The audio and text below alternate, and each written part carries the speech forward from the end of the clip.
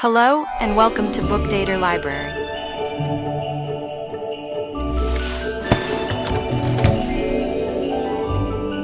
The Romance of a Christmas Card.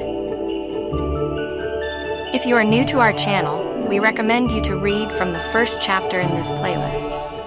Letty Boynton's life had been rather a drab one as seen through other people's eyes, but it had never seemed so to her till within the last few years. Her own father had been the village doctor, but of him she had no memory. Her mother's second marriage to a venerable country lawyer, John Gilman, had brought a kindly, inefficient stepfather into the family, a man who speedily became an invalid needing constant nursing.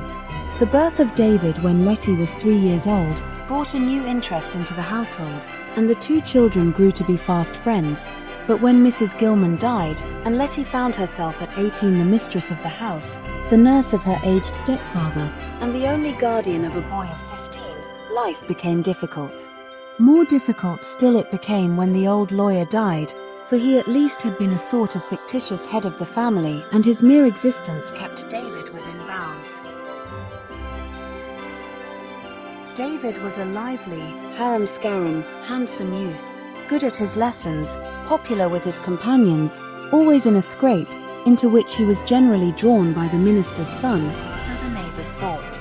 At any rate, Dick Larrabee, as David Sr., received the lion's share of the blame when mischief was abroad. If Parson Larrabee's boy couldn't behave any better than an unbelieving blacksmith's, a Methodist farmer's, or a Baptist storekeeper's, what was the use of claiming superior efficacy for the congregational form of belief? Dick's fathers never succeeded in bringing him into the church, though his worked on him from the time he was knee-high to a toad, said Mrs. Popham. Perhaps his mother kind-o vaccinated him with religion, stid-o leaving him to take it the natural way, as the old saying is, was her husband's response. The first Miss Larrabee was as good as gold, but she may have overdone the trick a little mite, Meb, and what's more, I kind-o suspicion the parson thinks so himself. He ain't never been quite the same since Dick left home, 'cept in preaching, and I tell you, Maria, his high water mark there is higher en ever. Abel Dunn o' Boston walked home from meeting with me Thanksgiving, and, says he, tarking off his hat and mopping his forehead, "Osh," says he, "does your minister preach like that every Sunday?" "No," says I, "he don't. If he did we couldn't stan it. He preaches like that about once a month, and we don't care what he says the rest o' the time." Well, so far as boys are concerned, preachin' ain't so reliable, for behavin' purposes, as a good young alderswitch, was the opinion of Mrs. Popham, her children being of the comatose kind, whose minds had never been illuminated by the dazzling idea of disobedience.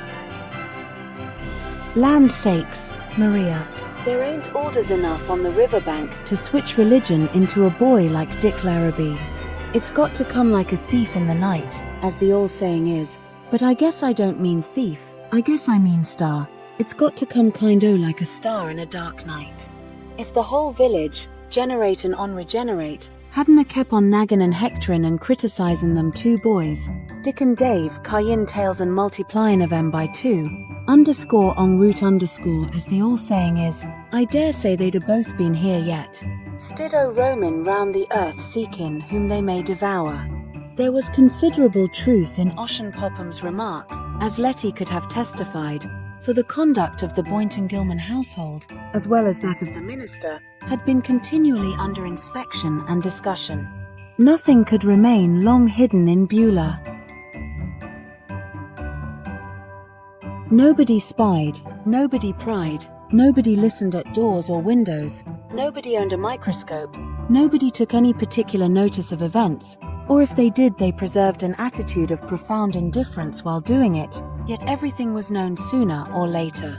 The amount of the fish and meat bill, the precise extent of credit, the number of letters in the post, the amount of fuel burned, the number of absences from church and prayer meeting, the calls or visits made and received, the hours of arrival or departure, the source of all incomes, these details were the common property of the village. It even took cognizance of more subtle things, for it observed and recorded the fluctuations of all love affairs, and the fluctuations also in the religious experiences of various persons, not always in spiritual equilibrium, for the soul was an object of scrutiny in Beulah, as well as mind, body, and estate.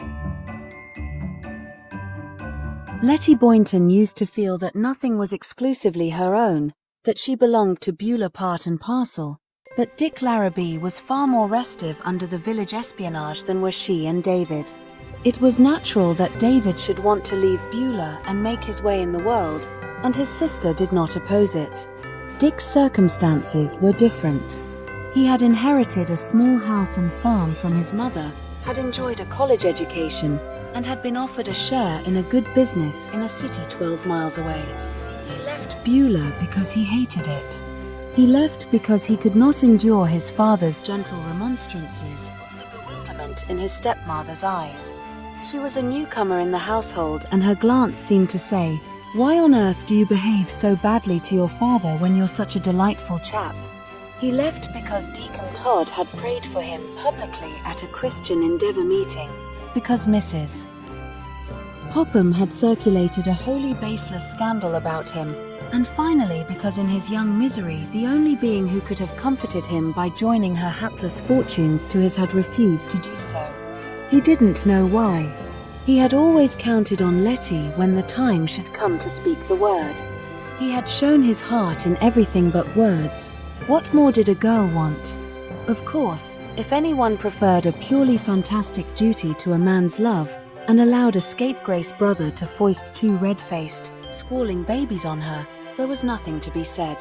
So, in this frame of mind he had had one flaming, passionate, wrong-headed scene with his father, and strode out of Beulah with dramatic gestures of shaking its dust off his feet.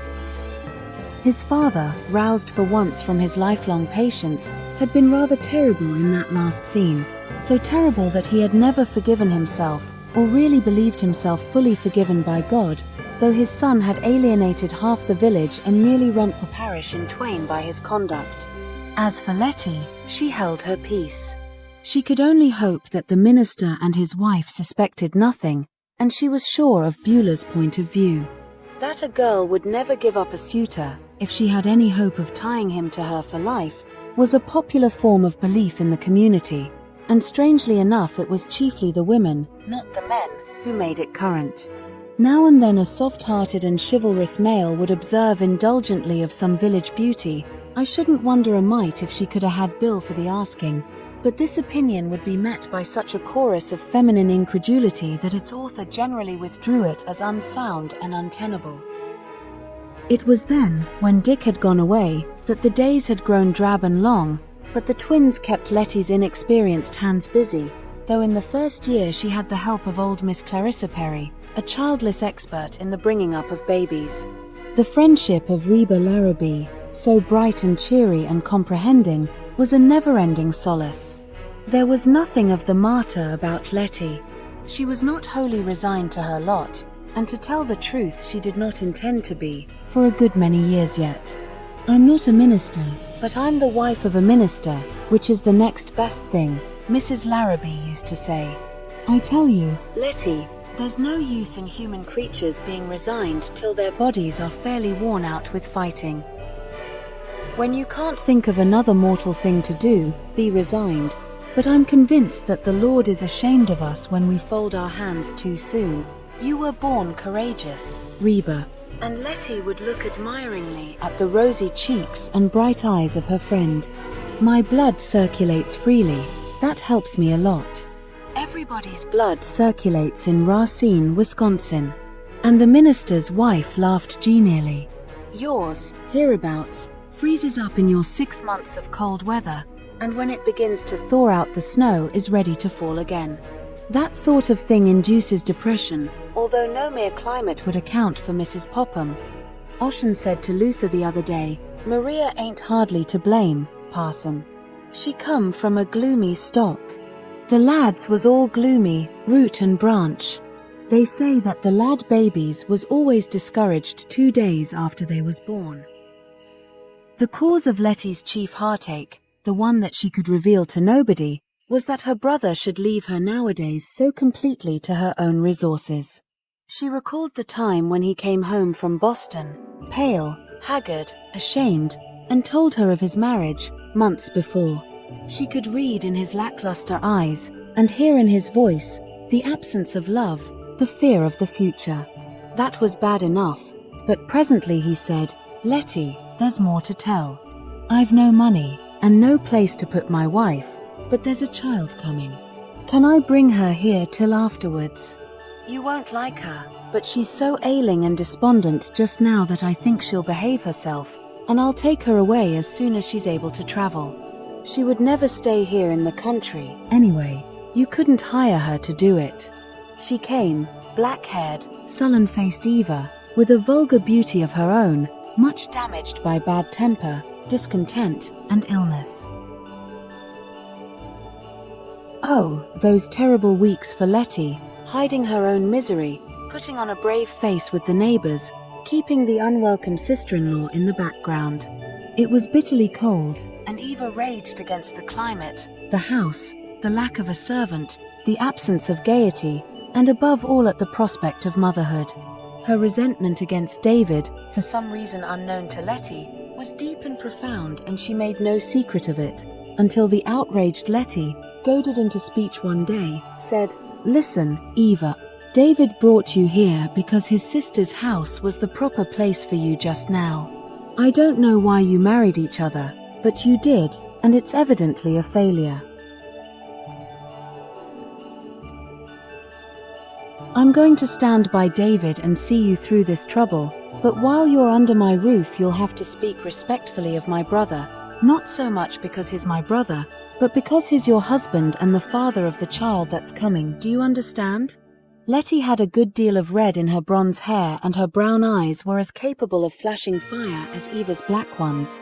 So the girl not only refrained from venting her spleen upon the absent David, but ceased to talk altogether, and the gloom in the house was as black as if Mrs. Popham and all her despondent ancestors were living under its roof. The good doctor called often and did his best, shrugging his shoulders and lifting his eyebrows as he said, "Let her work out her own salvation. I doubt if she can, but we'll give her the chance. If the problem can be solved, the child will do it." Thanks for tuning in to the Bookdator Library. If you enjoyed this audiobook, don't forget to give it a thumbs up and share it with fellow book lovers. And hit that subscribe button and ring the bell. Ho, ho, ho, ho!